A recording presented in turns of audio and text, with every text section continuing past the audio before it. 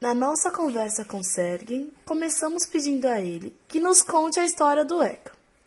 Na época da aprovação do Estatuto, ele já militava nessa causa e participou da luta pela aprovação do ECA em Brasília. Mas antes de falar do ECA, por que surgiu o ECA? Tinha um grupo de organizações, de pessoas que militavam na área da criança, especialmente o pessoal que era do Movimento Nacional dos Meninos de Rua, que era muito forte naquela ocasião. Eles faziam grandes encontros nacionais e para discutir a questão, especialmente o menino que estava na rua, né? Esse núcleo, né, que gravitava em torno do movimento, que tinha muito apoio do Unicef, também dos centros de defesa de direitos que tinham em vários lugares do Brasil, se articularam para discutir, garantir os direitos na Constituição. Quando eu descobri que algumas pessoas lá em Goiânia discutiam sobre o Estatuto, poxa, para mim foi uma maravilha, uma descoberta, que eu trazia gente do interior, trazia ônibus, fazia encontro lá. Também tinha uma aspiração de mudança, de democracia, gente que pensava, que estava articulado, conversava, lutava, resistia. Então isso era uma coisa que era muito própria do momento político, né? Sergem acredita que o Estatuto ainda não se tornou realidade, nem em todos os aspectos de defesa aos direitos das crianças, nem se pensando na questão geográfica. Agora, o mais difícil é nos municípios, né, no interior, especialmente porque esses conselhos eles não funcionam, nem os conselhos tutelares, precariamente. Muitas coisas avançaram, mas muitas coisas ainda estão tateando ainda, né? Estão tateando, é uma luta, né? Porque também essa dificuldade da sociedade de entender o Estatuto.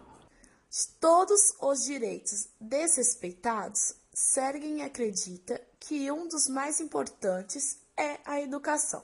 Acredita também que as crianças pobres não encontram espaços de lazer em nossa sociedade. A educação, que o Brasil, né, 98% das crianças estão na escola, né? Quer dizer, as condições das escolas ainda são precárias, né?